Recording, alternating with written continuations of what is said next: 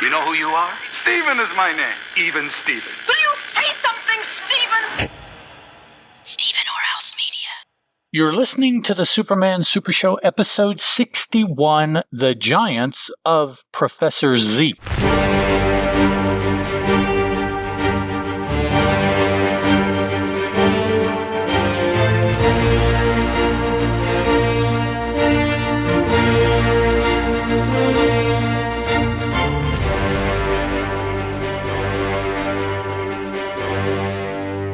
Howdy and welcome to the Superman Super Show. I'm a host. My name's Ed, and 1,000 miles over there to my left is another host, Mr. Steeven Orr. Hello. This past weekend, I think it was this, pretty sure it was this past weekend, Terry and I were sitting there and we have a Fire Stick, and Fire Stick gives you more possibilities of watching stuff than you can ever do. I mean, there's stuff all over the place. We're just looking around. We sat down and watched, and I think Terry did also, but I thoroughly enjoyed the first episode of Bob Ross. Like as in the original painter guy? Yes. Really? Yeah. Nice. His show, the very first episode that he ever did. And it's become kind of a joke, but it is no joke. The man starts with nothing. Yeah. He does nothing. And at the end of the episode, he has a picture that you completely understand what it is. Yeah. And it's just, and he makes it look effortless. He when he takes the paint knife and he makes a tree with it and he just like scrape. It's like it looks so easy, but there's no way I could do that. I know. You just take this and you dab, and I'm like, but all I'm going to get is just splotches on the cake. It's like, no, it's leaves. And I'm like, how do you do that? I think that's one of the most fun thing about those shows is, he literally, in most cases, starts out with a blank canvas. And you just watch. And it's not like he's doing superhero. He's just doing like a landscape of some sort. A pond with a tree next to it or a mountain range. But it's like at one point you're kind of watching it going, he's just throwing paint on this canvas. I have no idea what he's doing. Exactly. That doesn't look like anything. What is that? And then suddenly within a second, it's just like, boom, those are mountains. That is so cool. He's reached out behind the canvas and he turned it on and you're like, yeah, I see it. Yep. It is just remarkable. Yeah. Terry said to me, but we just sat there. And I mean, I was watching. I'm like, okay, You're not going to trick me. I'm going to see what you do. Now, it didn't help. He's very soothing. Oh yeah, that very zen. Maybe that's what it is. He hypnotizes you and he switches the canvas, and it's like you don't know. That's the whole point of it. Yeah, he's using mental hypnosis on you. He is, man. It's in his voice. And we have a little tree. And you can't see this if you're just listening to the audio, but Ed just mimed I'm switching canvases. Oh man, but it is just he was at a time when you there just wasn't a whole lot of stuff like that going on. There was no really magic of television per se, but there is just something about what he did. It was remarkable. Yep. We used to when I worked at Walgreens, every Christmas when they would bring out all just the crap gifts that would go up at the very top of all the shelves for those people that forgot that it's Christmas and would come in on Christmas Eve and gather up a bunch of crap stuff. We always had various Chia Pets of some sort. And I remember the year we got the Bob Ross Chia Pet. And so his big afro was the plant. Yes. I always wanted to get one, but I never did. There's a YouTube channel out there called Nerd Sync. And that dude did an episode about Bob Ross and how he got into the business and how, he took painting and built this big empire out of it and everything. It's really kind of interesting. Yeah. Now I will say full disclosure. There are stories that perhaps he was a little bit more underhanded about his whole painting gig as it relates to the TV show forward.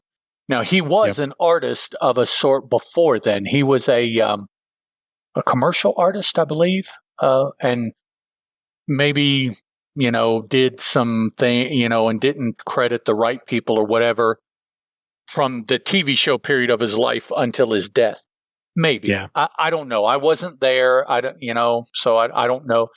But the stories are out there. I think that's part of what the movie is about, that has the comedic actor playing Bob Ross with the Wilson nose. guy, Owen. Owen Wilson. Yeah. I haven't seen that yet.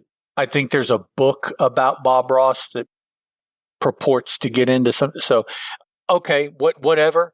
All I know, because I haven't read and I haven't seen that, I just know his TV show. It's left an impression on me since I was little. Yeah, and the Nerd Sync video does get into that. So if anybody's out there interested, but they don't have time or the money to go see the movie or buy a book, just look up Bob Ross Nerd Sync and watch that video. But unfortunately, there are just very few people in the world that come into the public spotlight like that. Especially they kind of come out of nowhere and they build this empire that maintain being a nice person. I think Fred Rogers is one of the few that has ever done it. For sure. He was, he's another one that just had this very different air. When you watched the show, you were like, okay. Yeah. Yeah. Yep. Oh, Mr. Rogers. Alrighty, guys. After our Bob Ross and Fred Rogers talk, Fred Rogers was on a huge part of my childhood as well. Fred Rogers. Yeah, me too. Electric Company, Sesame Street, all PBS shows. Because unlike a lot of you kids today, growing up, I was lucky. I actually had 3 channels I could watch. And one of them was PBS. I think almost everybody could get a hold of PBS and watch it. So that was that was almost guaranteed. But 3. I can go in there, and I'm lucky if I can only name 3 channels that I've got. I mean, I've got probably several dozens times 3 at my disposal, if not more nowadays. But 3 channels. Believe it or not, guys, 3 channels is what we had growing up. And I know Terry has stories of this also. 1 or more of those channels required somebody going outside to physically turn an antenna in order to get it in. So it's like at any one time, you probably only got 1 unless somebody was willing to carry their ass outside and make some changes. So there you go. That's tough. That's hard times, Daddy. Back when you used to walk to school uphill both ways in 10 feet of snow. Other than Terry, I'll give anybody bonus points if they recognize who I just threw out there, who I was imitating when I said that. So that's only people of a particular fandom will probably recognize that. So that's Terry says we are old. We are old. Yes, we are. Together, baby. Together. All right, folks. Today we're going to look at The Giants of Professor Zee, which is the first story to appear in Superman issue number 8, written by Jerry Siegel and artisted by Paul Cassidy, also known as drawn by. Superman issue number 8 has a cover date of February 1941, with an on-sale date of November 10th, 1940. That information comes to us by way of Mike's Amazing World of Comics. Here's what's happened. Here's what's okay. I was doing so well. I thought I was speaking pretty well through all that. Had to hold on to the antenna inside to watch certain shows. That too. That was. Wrap aluminum foil on the bunny ears. The days. Yeah. All right. In issue number 8, the first story, scientists Professor Zee and Professor Cardos. Actually, I believe it's Dr. Cardos. It's not Professor. Yep. Professor is Zee. Cardos is Doctor in the story. Yeah. They've discovered a way to increase the size of living organisms. Using this discovery, they create a group of giant men who run rampant, causing destruction. One of the giants abducts the governor and his daughter while Superman tries to corral them. Corral the giants, not the governor and his daughter. Battling the giants in the mountains, Superman causes an avalanche which takes out a few of the giants, but he himself is dragged under. He escapes, but not before Lois Lane is captured while looking on from an aircraft. In Professor Zee's laboratory, the girls being Lois and the governor's daughter, appear to be enlarged by the machine. Superman destroys the lab while Zee and Cardos are trampled by their own giant creations. Lois and the governor's daughter are okay as their growth was only an illusion, and the last of the giants are killed in the destruction of the lab. So, what'd you think? And before you say what you would think, you were right. I did dig this story, so thanks for the heads up. This story was insane. And one of those, Billy D's arrived. He says, the son of a plumber, Dusty Rhodes. Thank you, Billy. Thank you for not letting that go to waste. I think because we only had 3 people showing when you were talking about that. So I think he was watching and then he was like, I got to log in real quick and answer that question. Well, yes, because he watches on his TV. Yeah, which doesn't allow the input, so he's got to pull out the phone and get on YouTube and That's true. Yeah. But the Giants of Professor Zee was insane. This was one of those Superman stories that there just literally is not enough room on these pages to contain everything about this story. There's just so much going on that I was confused instantly from that first panel that has the Superman title in it, where we see Superman punching this giant. Immediately, I'm confused. I thought that was an issue with the art. Why does this guy look like a giant?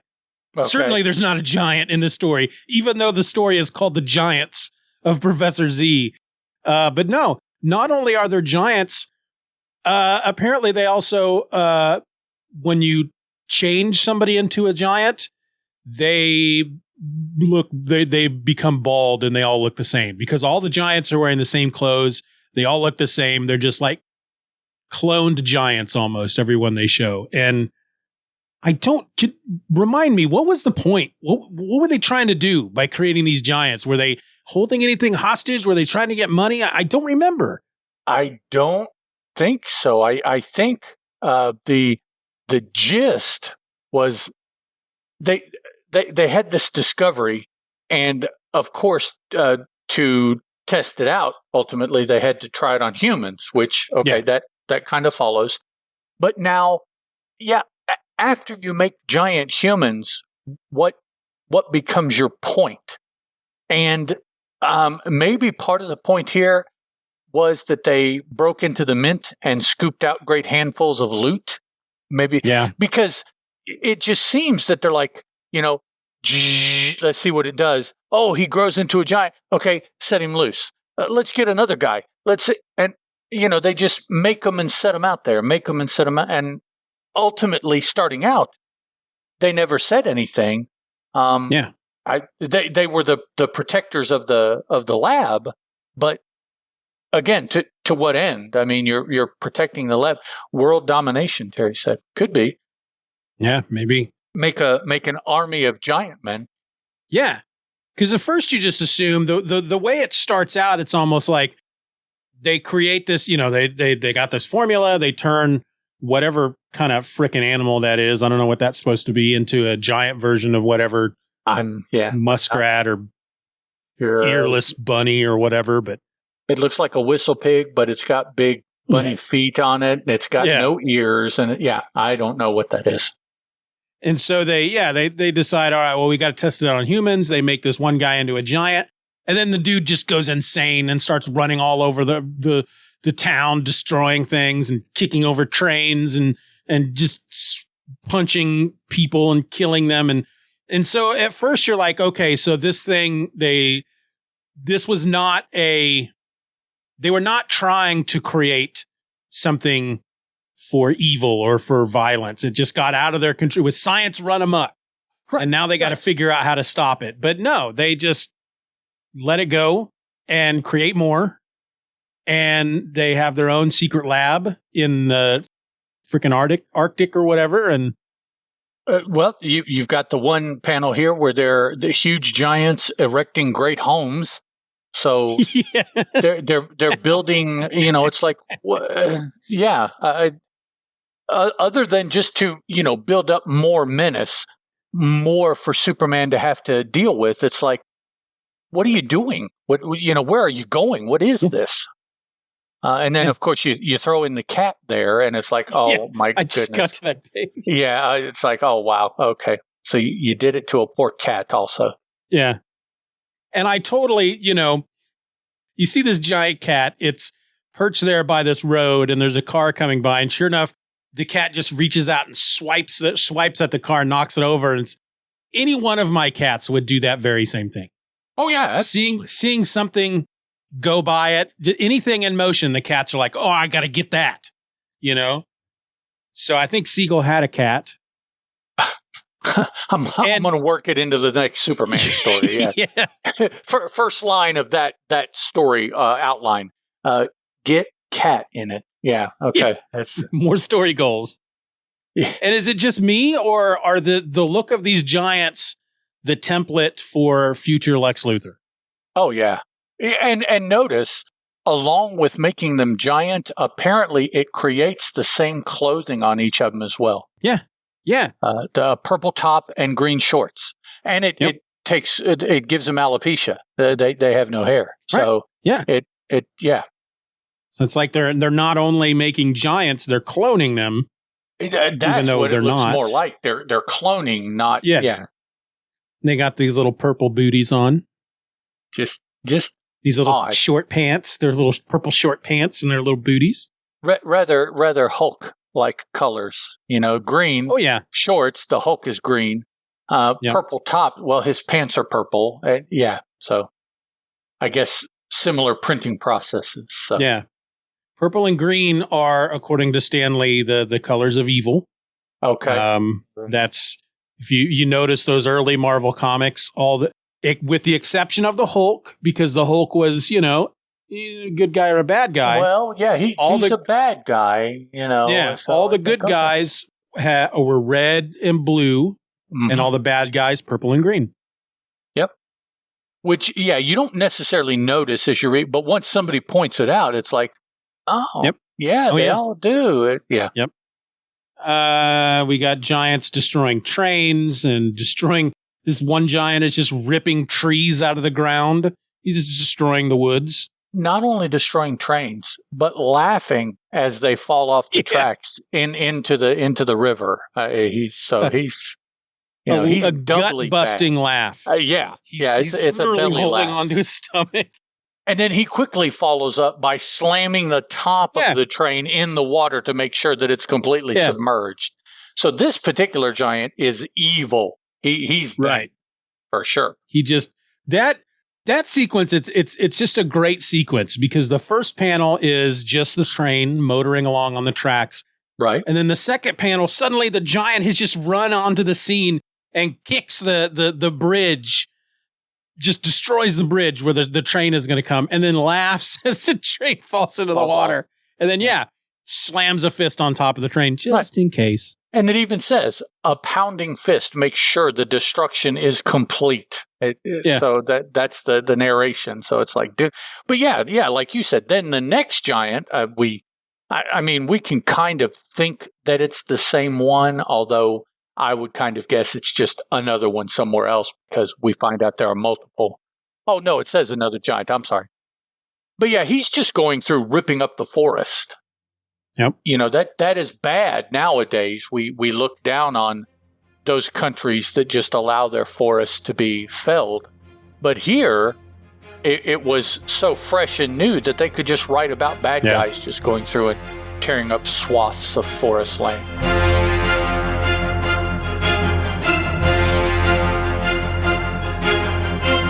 The Superman Super Show will return after these messages.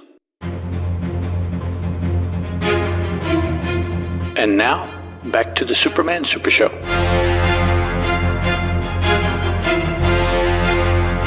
You're right, though. We do look down upon other countries that allow their giants to go around and pull trees out of the ground. Yes. You need to do something. They need to control their giants better. But here, and it's look at the caption of that panel. Look how they spell the word through. THRU. Crash. Yeah, THRU. THRU. Yeah. I'm assuming. Well, I want to say that they did that because of limits in regard to space, but there's definitely enough room there for them to have spelled that correctly. I also thought that this story, probably more than either of the other two, the art struck me as a lot sketchier. Yes. To me, what I'm trying to relay by using the word sketchy is like you go to a convention, and while you're standing there talking to the artist, they pop out a $15 sketch of you in mere moments while you're sitting there talking. Sketchy kind of. Yeah. Just the whole story, and even the coloring of it in a lot of panels just exacerbated. So I don't know if there was no inking done on these and they just colored in the pencils, but it has a very sketchy look to it throughout, I thought. It does have a very rushed look in certain panels. That's a good point about the inking, because a lot of these panels where you would see the shadows filled in with just a solid black ink, it's more like they just took the ink pen and scribbled really quick, like a kid would, to fill in a part of the drawing, but didn't really have the patience to fully fill it in. They just scribbled really quick and then moved on. Right. Yeah. So, not sure. We also have some yelling, I think, for the first time, was a very big font in the actual panels, not the narration, but the panels themselves. Very thick black typeset that was used. And I believe at this time, everything was still done by hand.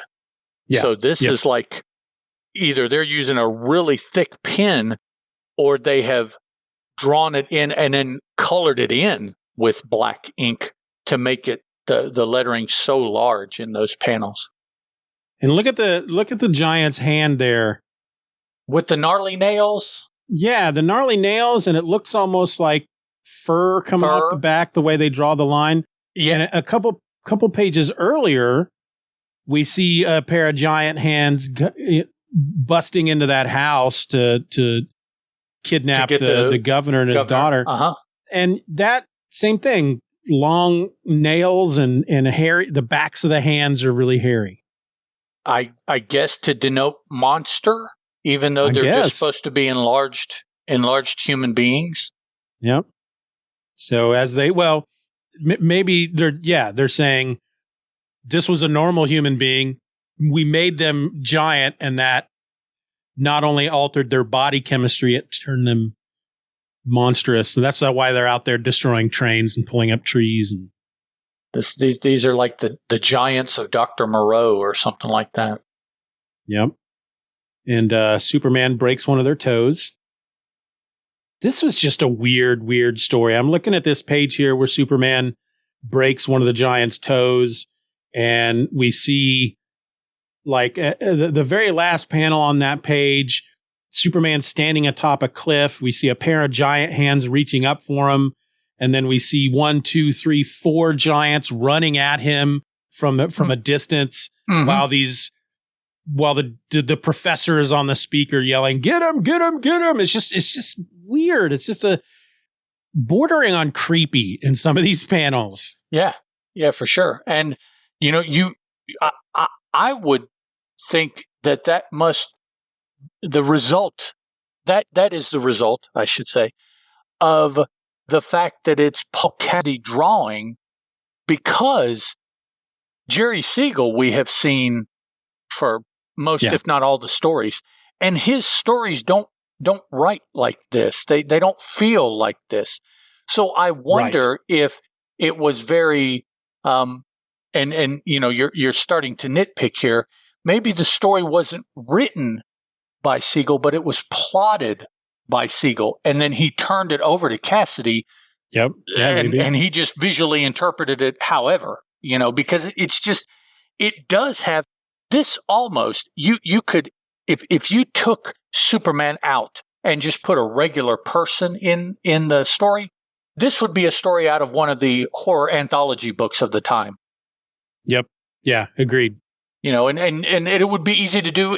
You would just have this all turn out that this dude, was having some kind of fever dream because he was, I don't know, a missionary in Africa, and he got dengue, or he got sleeping sickness or something, and that way you could explain how in the story a regular man was doing some, more than regular stuff. But yeah, it just has this very, very different feel everywhere. Just, yeah. Yeah, it's like the Marvel method. Mm-hmm. It very much feels like that. Like Jerry Siegel just gave him a page and said, I want this to happen. Do it. Yep. And then he went out and just grabbed a big bunch of stuff out of a bucket and threw it at the pages, and boom, this is what we get. I don't know. He had just read some, pulp prose anthology magazine the day before he got the assignment, and all of this stuff was in his head, and he put it all on here. Yeah.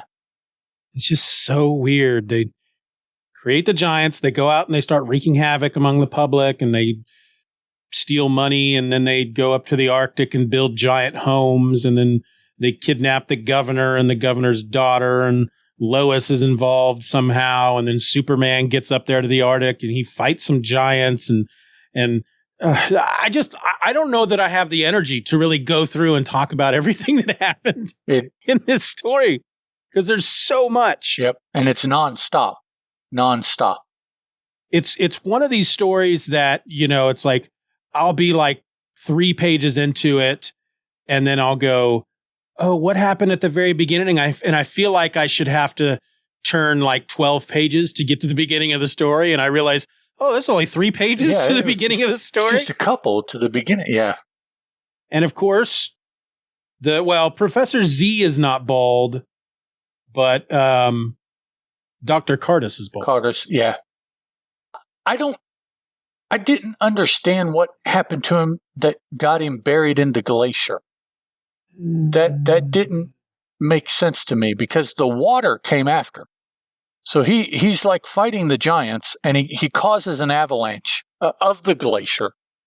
Yeah. And he gets caught with the giants as the glacier falls in on him. But Superman gets trapped. It's drawn like he's underwater, but he's trapped in ice. Like all of this stuff fell. And it's not rubble. It fell and formed a glacier in the valley between glaciers, I guess. And the one panel makes it look like he's underwater, but then a little bit later on, there's another panel that makes it look like underwater, and then the next, he's cracking the glacier and then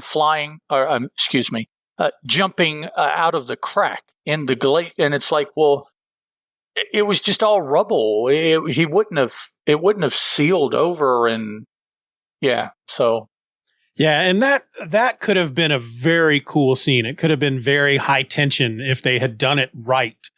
Because, you're right. He drops a glacier on the giants as he's jumping away. One of them reaches out and grabs him and pulls him down with him. But for some reason, all this ice and snow, it's like it just instantly melts and turns into water and then freezes up again. All around him. Yeah. And the narrator tells us the ice hardens remorselessly upon Superman's figure. And it's like, but why? I mean, it's just big chunks of rock and ice, and it'd just be rubble. It'd be like a cave in more than it would. Exactly. Yeah. Freezing. I don't know. But it's easier for the artist to draw it this way. And if it was done, like you suggested, that you just provided him with a loose plot and told him to go and draw that, maybe that's what he intended. He intended for him to just be kind of underwater. And Jerry Siegel's like, well, why is he having such a hard time getting up out of the water? All right, I'll script it. I'll add the text to make it say it's ice. Yeah, even though it's frozen. Just adds to the oddness over all of the story. And the whole thing with Professor Zee making it look as if he turned Lois and the governor's daughter into giants, but he tricked them by using a big magnifying glass wall. Mm-hmm. Well, what's the point of all that? I don't understand why any of this happened in this book. Yeah, that aspect of the plot, the motivation, it is a little bit thin. Yeah. I don't know if there was a page that got left out or even just one panel that would have given us, a little bit more of a clue there. But yeah, it's just like, well, we've been trying to invent something to make large biological creatures. Okay, we got it. So we need to test it on something. So they tested on animals. Okay, now we need proof of concept. We need to do it on human. So they did it on a human and another and another and another. And they made a band of them. Okay, to then do what? At this point right here, yeah. Why did you make more than one and set them loose? Well, like it would have been kind of hard to contain them, I understand. So, but it's like, so you just kept making them, or it's like they make the first one. The first one goes out and starts destroying stuff, and like, ooh, that was a mistake. Let's try again. I think I've got it figured out. And so they create a second one. It goes out and starts destroying stuff. Let's try it again. Yep. And they keep trying and they keep messing up. And well, let's do a cat. Let's just try a cat this time. And eventually they're just like, all right, we obviously messed up. This was a mistake. Let's just roll with it and become bad guys and just revel. I mean, we've already got a lab in the Arctic with magnifying glass doors. There you go. Yeah. And giant PA loudspeaker system and some kind of weird plexiglass wall outside that Superman can't get through. Yeah, that put up a fight for Superman even. Yeah, it was so... Transparent elastic walls. Yeah, this has, Billy, if you're there, this has a very Haney kind of feel to it because it's just anything and it just really doesn't make sense in the way that it's put together here. It just, yeah. This could very well be the story that Bob Haney was sitting around one day before he became who he was. It's like, all right, I got to do I got to make some money making some comics. How do I do this? And he comes across this issue and he goes, well, they did some crazy stuff back then. I'll just do that. I'll do it like this. Reach into my bucket of ideas and throw them at the wall. And there you go. Here's a story. Just, weird. Like Johnny once said, weird, wacky stuff. Or that was actually wasn't wow, Johnny. That was terrible. That was Dana Carvey doing Johnny. Sorry. Yeah. That was my Dana Carvey impression. Weird, wild, wacky stuff. Yeah. Yes, sir. Yeah. There you go, Ed. That was your Ed, or that was your Phil Hartman. Phil Hartman doing Ed. McMahon, yeah. If I was Dana Carvey doing, so it's there we go. And then I guess Dr. Z meets his fate. Oh. When one of the giants accidentally steps on him and crushes him. And all of their... And he goes, yeah! Trying to get Superman... Or no, they're running away, I guess, what they're doing, running away from the water, cascading through the canyons, sure to kill them if they don't escape it, which ultimately they don't. So, but it's... Okay, so... all right, Superman releases... Because it's a half-extinct volcano, that's right.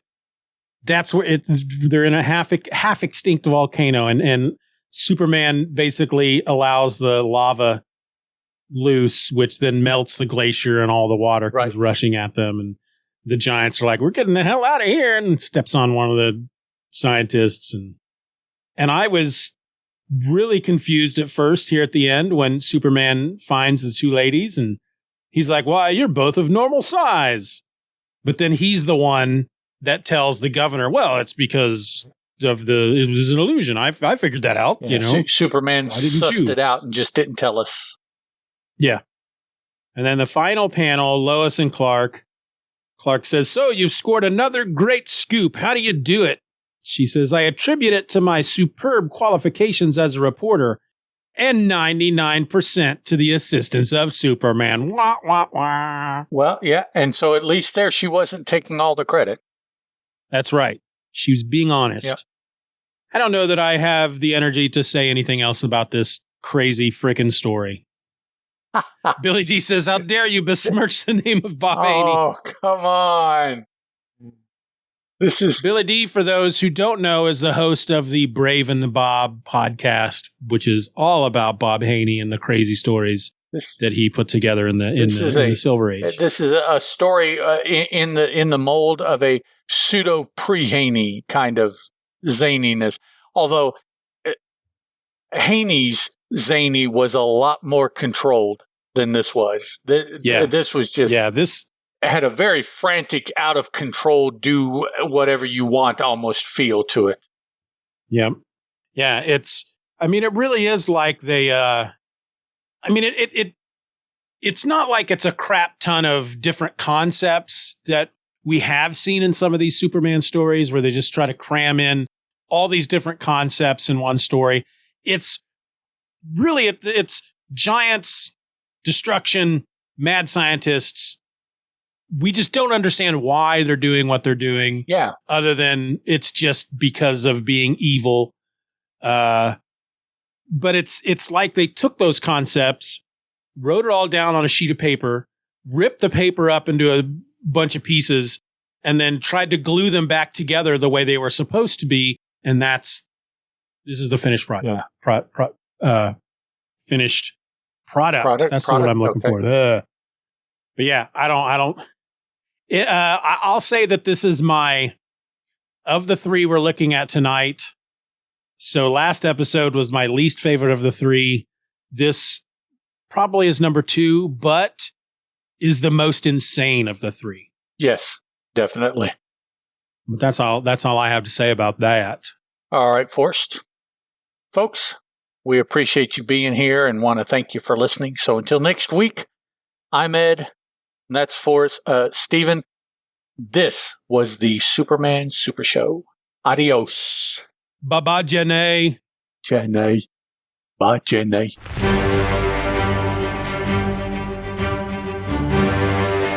We want to thank you for listening to this episode of the Superman Super Show. Questions and comments can be directed to thesupermansupershow@gmail.com. If you enjoyed the show, you can help to boost our presence online by leaving a rating or review on your favorite podcast app. The Superman Super Show is a presentation of Steven or Else Media. For more nerdy content just like this, check out stevenorelse.com or just use the link in your show notes. Superman is a registered trademark of DC Comics and was created by Jerry Siegel and Joe Shuster.